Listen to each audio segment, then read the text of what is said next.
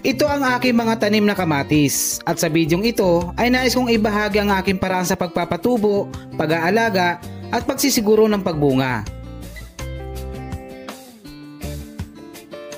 Marami kasi ang nagtatanong kung bakit ang mga bulaklak ay natutuyo at nalalaglag at hindi natutuloy na maging bunga. Ito ay talagang nangyayari lalo na kung may mga kakulangan sa kanilang pangangailangan.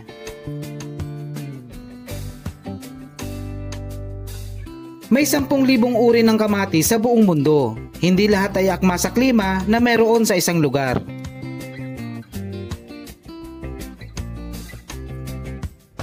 Ano pa man, isang madalas na dahilan kung bakit hindi tayo matagumpay sa pagtatanim ng kamatis ay dahil sa kakulangan ng mga nutrisyon o kaya naman ay may mali sa proseso ng pagtatanim at pag-aalaga.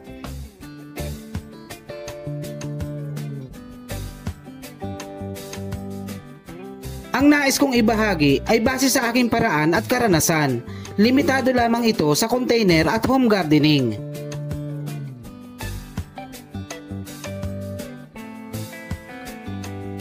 Sa pagpapatubo ng buto, gumagamit ako ng magandang uri ng lupa. Hindi lang basta lupa.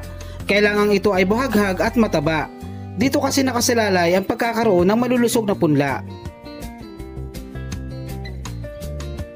Maghalo ng 3 parte ng lupa, 2 parte ng pataba, 1 parte ng ipa ng palay o coco peat at 1 parte ng carbonized rice hull o sunog na ipa ng palay. May ilang pataba ang maaari nating gamitin, depende kung ano ang meron sa inyong lugar. Maaaring gumamit ng dumi ng hayop o mga hayop na kumakain ng damo, worm cast o dumi ng bulate, compost at iba pa.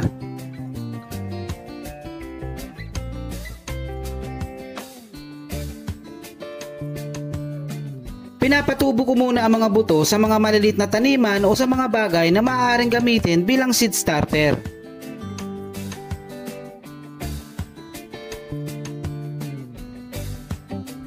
Panatilihin ang pagdidilig at ilagay sa lugar na may sapat na liwanag mula sa araw.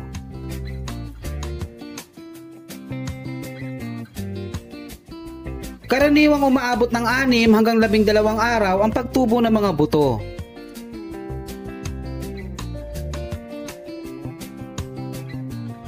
Mainam din ang pagpupunla sa seedling tray at eggshells.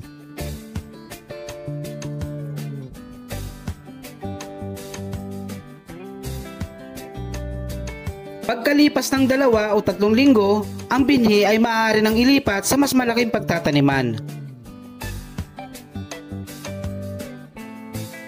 At upang mapabilis ang paglaki ng halaman, gumamit ng mga natural na pamamaraan, partikular na yung mga pataba na magbibigay ng mataas na nitrohina.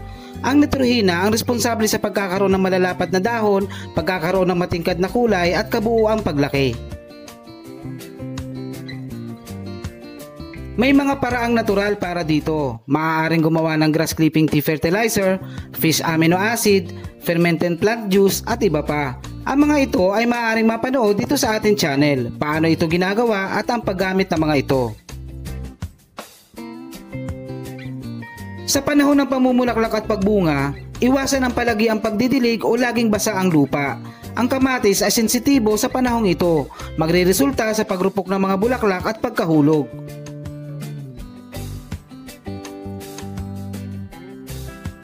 Isa pang dahilan nito ay ang kakulangan ng calcium. Ang calcium ay lubang kailangan ng kamatis upang magkaroon ng matitibay na sanga at upang maiwasan ang pagkabulok ng mga bunga bago pa mahinog.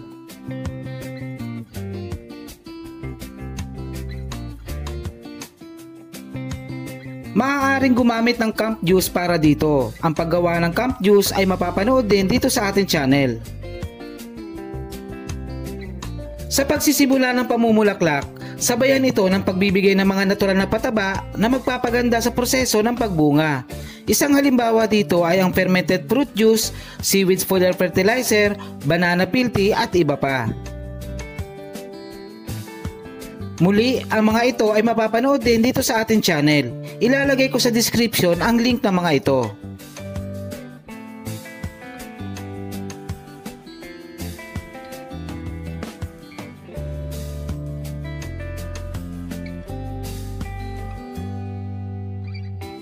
Ang new normal ay ituring na rin nating new lifestyle. Gawin na nating parte ng ating pamumuhay ang pagtatanim.